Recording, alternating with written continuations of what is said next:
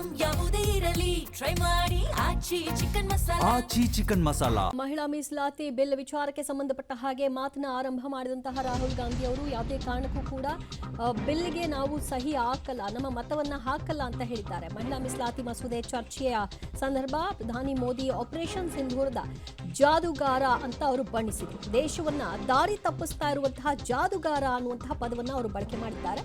ಬಿಜೆಪಿಯವರು ಸದಾ ಸೇನೆಯ ಗುರಾಣಿಯಲ್ಲಿರುವಂತಹ ಹೇಡಿಗಳು. ರಾಹುಲ್ ಗಾಂಧಿ ಹೇಳಿಕೆಗೆ ಈ ತಕ್ಷಣಕ್ಕೆ ರಾಜನಾಥ್ ಸಿಂಗ್, ಕಿರಣ್ ರಿಜಿಜು ಆಕ್ಷೇಪವನ್ನು ವ್ಯಕ್ತಪಡಿಸಿದರು. ಇದು ದೇಶದ ಯೋಧರಿಗೆ ಮಾಡುವಂತಹ ಅಪಮಾನ, ಗೌರವ.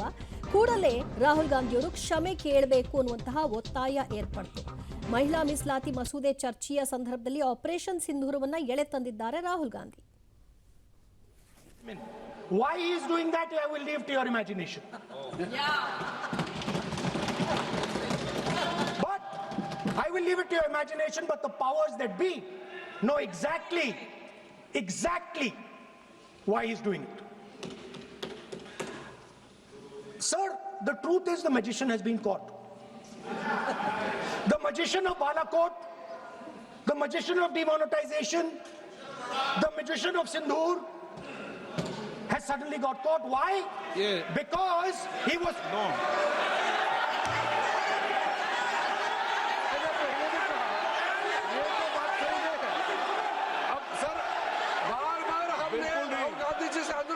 ये तरीका बिल्कुल भी नहीं है होने के नाते, बिल्कुल नहीं बोलिए, मगर नियम से बोलिए करूंगा मैं। और ये इस देश का 140 करोड़ का चुना हुआ प्रधानमंत्री को ये अनाप शनाप बात करके क्या साबित करना चाहते हैं? आज जो भाषा इस्तेमाल कर रहे हैं, स्पीकर साहब ने बार बार कहा कि वो बोल सकते हैं मगर नियम के तहत ऐसा नहीं चलता है। ऐसे तो नहीं बोल सकते। हम लोग एक्सपेक्ट करते हैं कि राहुल गांधी बोल सकते हैं। अफसोस की बात है नेता प्रतिपक्ष क्या भाषा इस्तेमाल करते हैं। कोई तरीका होता है। देश का प्रधानमंत्री 140 करोड़ लोगों ने मिलकर प्रधानमंत्री बनाया है। आप इस तरह से अनाप शनाप बातें करते हैं, आपको शोभा नहीं देते हैं।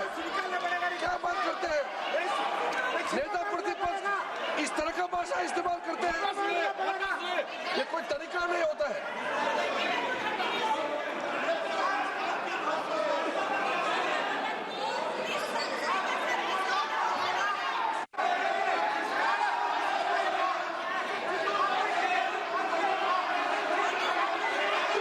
मैं इतना कहना चाहता हूँ अध्यक्ष महोदय,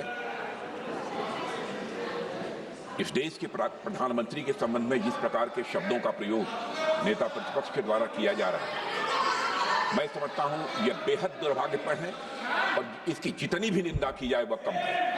इस देश की जनता ने उन्हें प्रधानमंत्री बनाया है।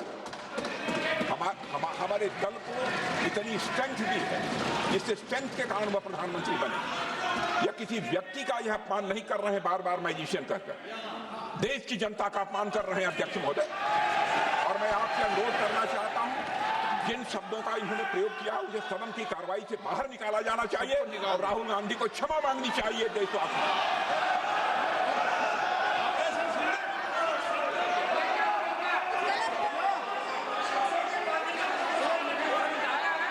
नहीं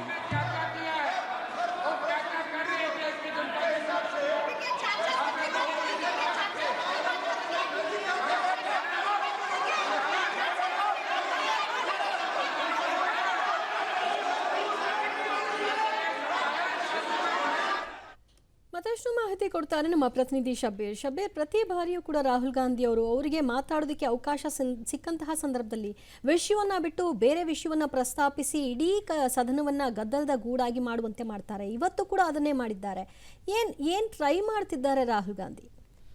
ನೋಡಿ, ಮುಖ್ಯವಾಗಿ ರಾಹುಲ್ ಗಾಂಧಿ ಅವರು ಭಾಷಣ ಮಾಡಬೇಕಾದಂಥ ಸಂದರ್ಭದಲ್ಲಿ ಮಸೂದೆಗೆ ಸಂಬಂಧಪಟ್ಟಂತೆ ಕೆಲವು ಸ್ಪಷ್ಟತೆಗಳನ್ನು ಕೊಟ್ಟರು. ಈ ಮಸೂದೆ ನಿಜಕ್ಕೂ ಕೂಡ ಮಹಿಳೆಯರ ಪರವಾಗಿಲ್ಲ, ರಾಜಕೀಯ ದುರುದ್ದೇಶಪೂರ್ವಕವಾಗಿ ಈ ಬಿಲ್ಲನ್ನು ಹಿಂಬಾಗಿಲಿನ ಮೂಲಕ ತರುವಂಥ ಪ್ರಯತ್ನವನ್ನು ಮಾಡಿದೆ. ಕಾಂಗ್ರೆಸ್ ಇದಕ್ಕೆ ಬೆಂಬಲವನ್ನು ಖಂಡಿತವಾಗ್ಲೂ ನೀಡೋದಿಲ್ಲ ಅನ್ನುವಂಥದ್ದನ್ನು ಸ್ಪಷ್ಟಪಡಿಸಿದ್ರು. ಇದಾದ ಬಳಿಕ ಜಾದೂಗಾರನ ಒಂದು ಕಥೆಯನ್ನು ಹೇಳುವಂಥ ಪ್ರಯತ್ನಗಳನ್ನ ಮಾಡಿದರು. ಅದಕ್ಕಿಂತ ಮುಂಚೆ ಅವರು ಈ ಕತ್ತಲಿಗೆ ಸಂಬಂಧಪಟ್ಟಂತೆ ಒಂದಷ್ಟು ಕಥೆಗಳನ್ನು ಹೇಳಿದರು. ಕತ್ತಲಲ್ಲಿ ಸತ್ಯ ಯಾವಾಗಲೂ ಅಡಗಿರುತ್ತೆ. ನಾವು ಕತ್ತಲ ಒಳಗಡೆ ಹೋಗ್ಲಿಕ್ಕೆ ಹೆದರಿದ್ರೆ ನಮಗೆ ನಿಜವಾದ ಸತ್ಯ ಏನು ಅನ್ನುವಂಥದ್ದು ಗೊತ್ತಾಗಲ್ಲ. ಅದೇ ರೀತಿ ಈ ಒಂದು ಈ ಬಿಲ್ನ ಕತೆ ಕೂಡ ಆಗಿರುವಂಥದ್ದು. ಆಳಕ್ಕಿಳಿದಾಗ ಮಾತ್ರ ಈ ಬಿಲ್ಲಿನ ದುರುದ್ದೇಶಗಳು ಮಾತ್ರ ಗೊತ್ತಾಗುತ್ತೆ ಅನ್ನುವಂಥದ್ದನ್ನು ಕೂಡ ವಿವರಿಸುವಂತ ಕೆಲಸವನ್ನ ಮಾಡಿದ್ರು. ಮುಂದುವರೆದು ಒಂದು ಜಾದೂಗಾರನ ಕಥೆಯನ್ನ ಹೇಳುವಂತ ಪ್ರಯತ್ನವನ್ನ ಕೂಡ ರಾಹುಲ್ ಗಾಂಧಿ ಅವರು ಮಾಡಿದ್ರು. ಅದನ್ನ ಮುಂದೆ ಈ ಬಿಲ್ಗೆ ಸಂಬಂಧಿಸಿದಂತೆ ಅದನ್ನ ಹೋಲಿಕೆ ಮಾಡುವಂತ ಪ್ರಯತ್ನವನ್ನ ಕೂಡ ಮಾಡ್ತಿದ್ರು. ಅಂದ್ರೆ ಪ್ರಧಾನಿ ನರೇಂದ್ರ ಮೋದಿ ಅವರನ್ನ ಜಾದೂಗಾರನಾಗಿ ಇಲ್ಲಿ ಪ್ರತಿಬಿಂಬಿಸಿ ಪ್ರತಿ ಬಾರಿಯೂ ಕೂಡ ಒಂದು ವಿಶೇಷವಾಗಿ ಏನಾದರೂ ಅಂತ ಮಾಡುವಂತ ಪ್ರಯತ್ನವನ್ನ ಮಾಡಿ ಇಕ್ಕಟ್ಟಿಗೆ ಸಿಲುಕುವಂತ ಪ್ರಯತ್ನವನ್ನ ಮಾಡ್ತಾರೆ. ಜನರು ಅದನ್ನ ನೋಡಿ ನಗುವಂತ ಸನ್ನಿವೇಶಗಳು ಕೂಡ ನಿರ್ಮಾಣ ಆಗ್ತವೆ. ಅಂಥದ್ದೇ ಪ್ರಯತ್ನವನ್ನ ಈಗಲೂ ಕೂಡ ಮಾಡಿದ್ದಾರೆ. ಈ ಬಿಲ್ ಪಾಸ್ ಆಗೋದಿಲ್ಲ ಅನ್ನುವಂಥದ್ದು ಗೊತ್ತಿದ್ರೂ ಕೂಡ ಅನಗತ್ಯವಾಗಿ ಎರಡು ಉದ್ದೇಶಗಳು, ಒಂದು ನಾವು ಮಹಿಳೆಯರ ಪರವಾಗಿದ್ದೇವೆ ಅನ್ನುವಂಥದ್ದನ್ನು ತೋರಿಸ್ಕೊಳ್ಳುವಂತ ಪ್ರಯತ್ನ, ಮತ್ತೊಂದು ಕಡೆ ಇಡೀ ದೇಶದ ರಾಜಕೀಯ ಚಿತ್ರಣವನ್ನ ಬದಲಿಸುವಂತಹ ಪ್ಲಾನ್ ಅನ್ನು ಕೂಡ ಬಿಜೆಪಿ ಮಾಡಿಕೊಂಡಿರುವಂಥದ್ದು. ಆ ಕಾರಣದಿಂದಾಗಿ ಈ ಜಾದುವನ್ನ ಮಾಡುವಂತ ಪ್ರಯತ್ನವನ್ನ ಮಾಡ್ತಿದ್ದಾರೆ ಅನ್ನುವಂಥ ನಿಟ್ಟಿನಲ್ಲಿ ಪರೋಕ್ಷವಾಗಿ ಕುಟುಕುವಂತ ಪ್ರಯತ್ನವನ್ನ ಮಾಡಿದ್ರು. ಆದ್ರೆ ಪ್ರಧಾನಿ ನರೇಂದ್ರ ಮೋದಿ ಅವರಿಗೆ ಜಾದೂಗಾರ ಅನ್ನುವಂಥ ಪದಪ್ರಯೋಗ ಏನಿತ್ತು ಅದಕ್ಕೆ ಬಿಜೆಪಿ ಕಡೆಯಿಂದಲೂ ಕೂಡ ಆಕ್ಷೇಪ ವ್ಯಕ್ತ ಆಯಿತು. ಇದ್ರ ಜೊತೆಗೆ ಈ ಹಿಂದೆ ಆದಂತಹ ಆಪರೇಷನ್ ಸಿಂಧೂರ ಆಗಿರ್ಬೋದು, ಮತ್ತೆ ಏರ್ ಸ್ಟ್ರೈಕ್ ಆಗಿರ್ಬೋದು, ಇವುಗಳನ್ನು ಕೂಡ ಮಿರಾಕಿಲ್ ಅನ್ನುವಂಥ ರೀತಿಯಲ್ಲಿ ಪ್ರತಿಬಿಂಬಿಸುವಂತ ಪ್ರಯತ್ನವನ್ನ ಮಾಡಿದ್ರು. ಈ ಸಂದರ್ಭದಲ್ಲಿ ರಕ್ಷಣಾ ಸಚಿವ ರಾಜನಾಥ್ ಸಿಂಗ್ ಕೂಡ ಆಕ್ಷೇಪವನ್ನು ವ್ಯಕ್ತಪಡಿಸಿದ್ರು. ಮತ್ತೆ ಸೈನಿಕರಿಗೆ ಅಗೌರವವನ್ನು ತರಲಾಗ್ತಾ ಇದೆ ಅನ್ನುವಂಥ ನಿಟ್ಟಿನಲ್ಲಿ ತಮ್ಮ ವಿರೋಧವನ್ನು ಕೂಡ ವ್ಯಕ್ತಪಡಿಸಿದ್ರು. ಕಡತದಿಂದ ಈ ಪದಗಳನ್ನು ತೆಗೆದು ಹಾಕಬೇಕು ಅನ್ನುವಂಥ ನಿಟ್ಟಿನಲ್ಲೂ ಕೂಡ ಒತ್ತಡವನ್ನ ಹೇರಿದ್ರು. ಇದಾದ ಬಳಿಕ ರಾಹುಲ್ ಗಾಂಧಿ ಮತ್ತೆ ವಿಷಯಕ್ಕೆ ಬಂದ್ರು. ಅದಾದ ಬಳಿಕ ಮಸೂದೆಗೆ ಸಂಬಂಧಪಟ್ಟಂತೆ ಮಾತನಾಡಿ ಈ ಬಿಲ್ಗೆ ಕಾಂಗ್ರೆಸ್ ಸಪೋರ್ಟ್ ಮಾಡಲ್ಲ ಅನ್ನುವಂಥದ್ದನ್ನು ಸ್ಪಷ್ಟಪಡಿಸಿದ್ರು. ದಿವ್ಯಾ, ಥ್ಯಾಂಕ್ ಯು ಶಬೀರ್ ನಿಮ್ಮೆಲ್ಲ ಮಾಹಿತಿಗೆ.